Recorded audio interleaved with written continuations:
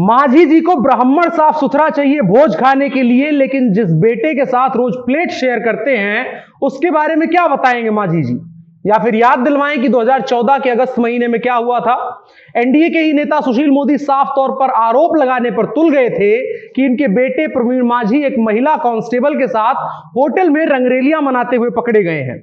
या फिर जीतन राम माझी वो बताएंगे जब इनके बेटे देश में काला धन के खिलाफ जब मुहिम चली थी उसमें जहानाबाद में 4,65,000 रुपए की नकदी के साथ पकड़े गए थे। और जीतन राम माझी अपने घर पर ब्राह्मण भोज ऐसे समय में कर रहे हैं जब मुजफ्फरपुर में एक हादसा हुआ है, ब्लास्ट हुआ है और वहां पर 11 से अधिक मजदूरों की मौत हो गई है। कल तक ब्राह्मणों को पानी पी करके गरियाने वाले और ब्राह्मणों को मजदूर का शोषण करने का आरोप लगाने वाले जीतन राम माझी बताएंगे कि आज वो किसके साथ खड़े हैं, गरीब मजदूरों के साथ खड़े हैं या दक्षिणा के भूखे पंडितों और ब्राह्मणों के साथ। जमीर विहीन हो चुकी बिहार की राजनीति में यह सवाल पूछा जाना चाहिए कि महादलितों के नेता आज उन मृतक मजदूरों के साथ खड़े हैं या नहीं, या यहां पर ब्राह्मणों को सर्टिफिकेट बांट रहे हैं कि कौन शराब पीता है कौन शराब नहीं पीता है। आज इन्हीं मुद्दों पर बात करेंगे। मेरा नाम अनुराग मिश्रा है और ये जनता जंक्शन शो है। ऐसे समय में क्या हो मुद्दा, क्या इस पर बात किया जाना जरूरी है कि बिहार के पूर्व मुख्यमंत्री जीतन राम माझी कितने ब्राह्मणों को कौन सा खाना खिला रहे हैं, और जो ब्राह्मण खाना खा रहे हैं क्या उनकी टेस्टिंग हुई है कि वो शराब नहीं पीते हैं, मांस नहीं खाते हैं या किसी और किस्म के व्यभिचार में शामिल नहीं है।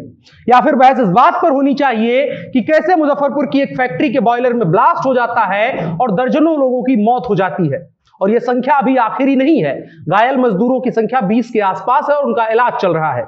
यह सवाल बेहद गंभीरता से पूछा जाना चाहिए कि आज बिहार के पूर्व मुख्यमंत्री और एनडीए के नेता और उस वर्ग के नेता जहां से अधिकतर मजदूर आते हैं, यह भी उन्हीं का अपना आंकड़ा है, उस वर्ग के नेता आज किसके साथ खड़े हैं। एक नेता के तौर पर नैतिक जिम्मेदारी क्या होनी चाहिए, इस चीज को कौन तय करेगा और कौन बात करेगा इन पर कि क्यों तथाकथित महादलितों के नेता आज जब इतना भीषण विस्फोट हुआ है जहां पर दर्जन भर लोग मर चुके हैं जो कि कंपनी के मालिक की लापरवाही का नतीजा है, ऐसे समय में महादलितों के नेता को कहां होना चाहिए। जीतन राम माझी से सवाल पूछा जाना चाहिए कि वो जनता को बेवकूफ क्यों बना रहे हैं। अगर सच में वो नेता हैं तो यहां ब्राह्मणों की मान मनोवल और ब्राह्मणों को सर्टिफिकेट बांटने की जगह उस कंपनी के गेट पर धरने पर बैठना चाहिए और कहना चाहिए कि ये कंपनी बेच करके उन मृतक परिजनों को पैसा उनके हिस्से में बांट दिया जाना चाहिए। और एक नेता के तौर पर जब जीतन राम माझी कहते हैं कि मैं एक ऐसे समाज का प्रतिनिधित्व करता हूं जो वंचित है, तो जीतन राम माझी जी यह भी बताइएगा कि वंचित होने का क्राइटेरिया सिर्फ दलित या महादलित होना ही है या आर्थिक रूप से और आपकी सरकार में जिसको शिक्षा नहीं मिल पाई है उसकी वजह से पीछे रह गए हर वर्ग के लोग जो समाज में बराबर का हस्तक्षेप नहीं रखते हैं उनको वंचित माना जाना चाहिए। और ऐसी कंपनी जो काम कर रही है जहां पर तमाम लापरवाही का अंबार लगा हुआ है, वो जाहिर तौर पर वंचित लोग ही वहां पर काम कर रहे होंगे। जीतन राम माझी को तय करना चाहिए कि वो कौन से वंचित लोगों के साथ में हैं, जो वोटर हैं, जिसको जाति के नाम पर बेवकूफ बनाया जा सकता है, जिसको वंचित कह करके उसके हिस्से की थाली खुद खा जाते हैं जीतन राम माझी जैसे नेता, और या फिर वो जो मुजफ्फरपुर कंपनी जैसे ब्लास्टों में व्यापारियों, अफसरों और नेताओं की मिलीभगत की भेंट चढ़ जाते हैं। और वैसे तो उम्रदराज व्यक्ति हैं जीतन राम माझी, लेकिन सवाल उनकी नैतिकता पर उठा है तो यह सवाल भी पूछा जाना चाहिए कि उनके बेटे प्रवीण माझी को लेकर के उनका क्या ख्याल है। अपने अय्याश बेटे को बचाने के लिए पूरी ताकत लगा देने वाले माझी क्या जवाब देंगे कि सुशील कुमार मोदी ने जो आरोप लगाए थे इनके बेटे प्रवीण माझी पर कि एक महिला के साथ ये बोधगया के एक होटल में पकड़े गए थे और बड़ा बवाल मचा था, उस पर जीतन राम माझी ने अपने बेटे को कौन सी सजा दी है। जब 4,65,000 के कैश के साथ जीतन राम माझी के बेटे पकड़े गए तो एड़ी चोटी का जोर लगा करके अपने बेटे को बचाने वाले जीतन राम माझी नैतिकता पर क्या सलाह देना चाहेंगे। और साथ साथ जीतन राम माझी जी, क्या आप अपने साथ साथ बिहार को बेवकूफ समझ रखे हैं कि आप ब्राह्मण बनाम दलित की राजनीति करके तमाशा करेंगे और किसी को पता ही नहीं चलेगा कि आप ऐसा क्यों कर रहे हैं। जवाब दीजिए, 3 एमएलसी की सीट किसके लिए चाहिए आपको? नहीं दे पाएंगे जवाब, हम बताते हैं आपको। एक तो आपके रंगरेली मनाने वाले अय्याश बेटे प्रवीण माझी के लिए चाहिए, आपको अपनी बहू दीपा माझी के लिए चाहिए और अपने दामाद के लिए चाहिए। और ये जो सारा का सारा स्टंट चल रहा है आपका, वो सिर्फ इसीलिए चल रहा है कि 3 एमएलसी की सीट झोली में गिर जाए तो महादलितों का कल्याण हो जाएगा।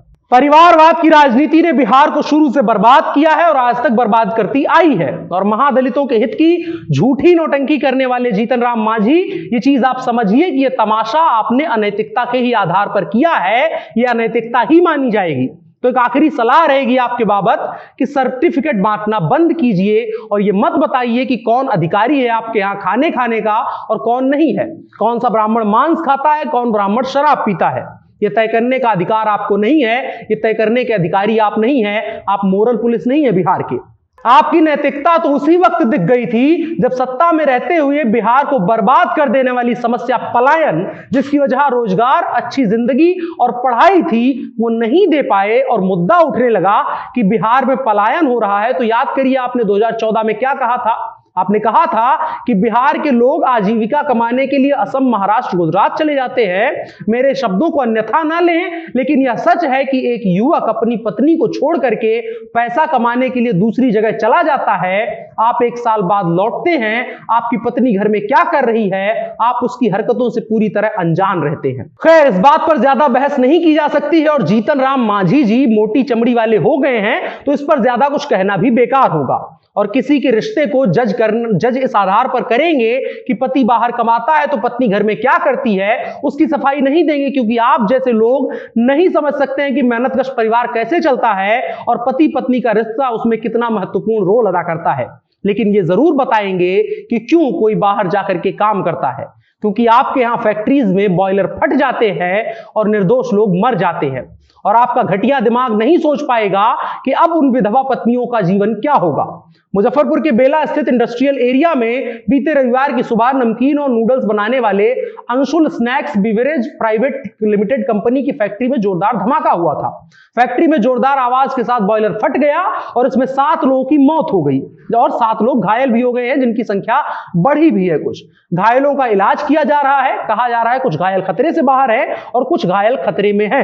लेकिन जीतन राम मांझी जी बताइएगा कि जो 7 लोग मर गए हैं, जैसे 2014 में आपको सोचने का बड़ी जरूरत लगी थी कि बिहार के बाहर जब कोई काम जाकर के करता है तो घर में उसकी पत्नी क्या करती है। उम्मीद करते हैं अगर ब्राह्मणों को आप भोजन करवा के निपट गए हो और अपनी राजनीति साथ के निपट गए हो, तो इसके बारे में भी सोचिएगा बिल्कुल वैसा ही कि उन 7 पति जिनके मर चुके हैं, उन पत्नियों का, उन परिवारों का क्या होगा, उनका पेट कैसे भरेगा। ये चीज सोचने की जरूरत है।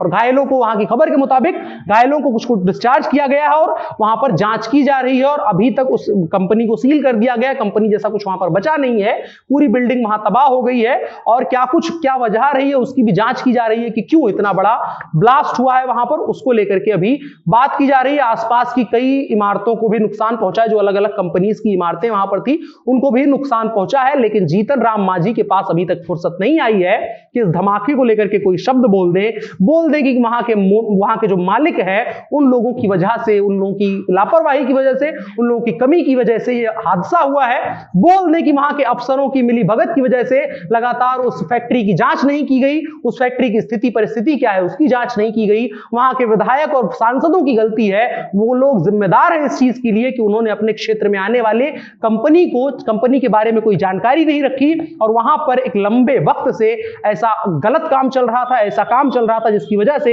किसी भी समय में कितने भी लोगों की मौत हो सकती है। इस चीज को लेकर के जीतन राम मांझी के पास फुर्सत नहीं है कि वो बोल सके। बाकी क्या राय है आपको इस चीज को लेकर के, इस घटना को लेकर के, दोनों घटनाओं को लेकर के कमेंट बॉक्स में जरूर बताइएगा और आपको बात पसंद आई हो तो इस वीडियो को भी शेयर कीजिएगा। आज की बड़ी खबर में इतना ही, अब बढ़ चलते हैं इन शॉर्ट की तरफ। आज प्रधानमंत्री मोदी हिमाचल पहुंचे थे। छोटी काशी मंडी में प्रधानमंत्री मोदी ने हिमाचल प्रदेश को 11,000 करोड़ रुपए की सौगात दी है।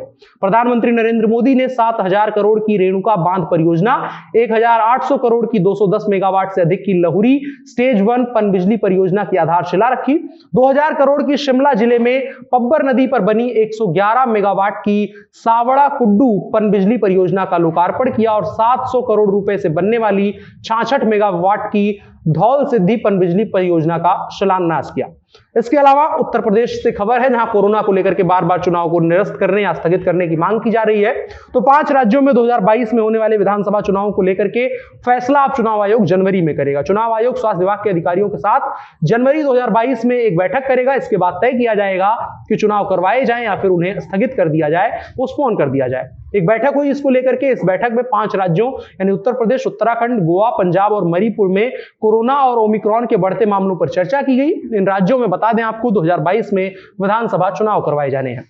इसके अलावा एक खबर पंजाब से जो कि काफी तगड़ी है। चंडीगढ़ नगर निगम चुनाव में पहली बार मैदान में उतरी आम आदमी पार्टी ने अपना डंका बजा दिया है और पार्टी ने 35 सीटों में से 14 सीटें जीत ली है। वहीं भाजपा ने 12 और कांग्रेस ने 8 सीटों पर कब्जा जमाया है और शिरोमणि अकाली दल को 1 सीट पर जीत मिली। आपको बता दें आने वाले 2022 में पंजाब में भी विधानसभा चुनाव है और पिछले चुनाव में आम आदमी पार्टी को प्रबल दावेदार माना जा रहा था और अभी तक जो कुछ भी स्थिति परिस्थिति बन रही है और नगर निगम चुनाव के जो नतीजे आए हैं उनके आधार पर यह चीज साफ हो रहा है कि आम आदमी पार्टी ने अपना काडर किस तरीके से पंजाब में मजबूत किया है और वो खतरा है खास करके भाजपा और कांग्रेस के लिए और उसके साथ साथ अन्य क्षेत्रीय पार्टियों के लिए भी। आज के इन शॉर्ट्स में इतना ही। अब बढ़ चलते हैं आज के कानून की तरफ।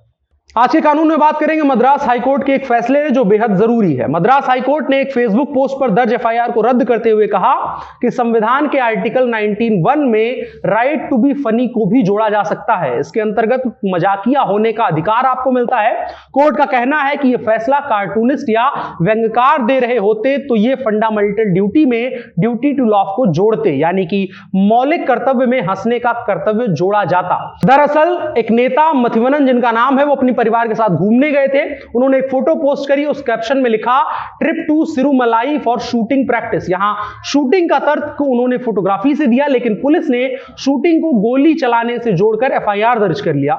उनके खिलाफ साजिश रचने, देश के खिलाफ युद्ध छेड़ने सहित कई गंभीर धाराओं में केस दर्ज कर लिया गया। मथिवनन हाईकोर्ट पहुंचे जहां जस्टिस जीआर स्वामीनाथन ने अपने फैसले में कहा कि संविधान आर्टिकल 19(1) के ए में राइट टू बी फनी को भी जोड़ा जा सकता है। कोर्ट ने कहा कि मजाकिया होने और दूसरों का मजाक उड़ाना अलग अलग चीजें हैं। उन्होंने मथिवनन पर दर्ज एफआईआर रद्द की और उन्होंने कहा कि हमें किस बात पर हंसना चाहिए यह भी गंभीर प्रश्न है। मथिवनन का पोस्ट देख करके किसी भी सामान्य व्यक्ति को हंसी आई होगी, यह कोर्ट का कहना है। आपको बता देते हैं अनुच्छेद 19(1)(a) क्या कहता है। वो आपको बोलने और अभिव्यक्ति की स्वतंत्रता, प्रत्येक नागरिक को भाषण द्वारा लेखन, मुद्रण, चित्र या किसी अन्य तरीके से स्वतंत्र रूप से किसी विचारों और विश्वासों को व्यक्त करने का अधिकार प्रदान करता है। और उसमें एक चीज गौर करने वाली है जो कोर्ट ने कहा है कि अगर कार्टूनिस्ट कोई व्यंग्यकार या कॉमेडियन ने अगर संविधान लिखा होता तो वो राइट टू बी फनी को भी मूल अधिकार में जोड़ता, इसको संवैधानिक अधिकार बनाता। इससे संविधान पर एक प्रश्न उठता है कि संविधान किस तरह से सर्वग्राह्य नहीं है, किस तरह से संविधान में बहुत कुछ ऐसी चीजें हैं जो कई वर्गों को छोड़ करके बनाई गई हैं, उन पर पुनर्विचार की आवश्यकता है। आज के कानून के हिस्से में इतना ही। अब बढ़ चलते हैं कार्यक्रम के आखिरी हिस्से की तरफ जो है नसीहत ओशो की तरफ से। ओशो कहते हैं अधिक से अधिक भोले, कम ज्ञानी और बच्चों की तरह बनिए, जीवन के मजे के रूप में लीजिए क्योंकि वास्तविकता में यही जीवन है। आमतौर पर हम सभी लोग बहुत चीजों को बहुत सीरियसली ले लेते हैं और अपना एक दम्भ पाल लेते हैं चीजों को लेकर के, अपने आसपास एक ऑरा बनाने की कोशिश करते हैं, जबकि असल में जीवन का मकसद खुश रहना है, दुनिया को खुश रखना है और एक बेहतर दुनिया और बेहतर जिंदगी जीने और बनाने की तरफ अग्रसर, निरंतर अग्रसर रहना ही जीवन का नाम है। बाकी मौज करिए। ये जनता जंक्शन शो आज का था। अगर कार्यक्रम पसंद आया हो तो इसको शेयर किया कीजिए और साथ ही साथ रोज 9 बजे जनता जंक्शन के पेज पर आपको देखने को मिलता है कार्यक्रम, तो रोज 9 बजे देखा करें। हम जहां देश और दुनिया की तमाम खबरों से रूबरू आपको करवाते हैं, जहां जिसको लेकर के बातचीत करते हैं और साथ साथ आपकी राय भी कमेंट बॉक्स में दे दिया कीजिए, हम भी उसको पढ़ते हैं और वीडियो को साझा भी आप कर सकते हैं। आप जनता जंक्शन देख रहे थे, कैमरे पर मेरे साथ ओम प्रकाश थे। शुक्रिया।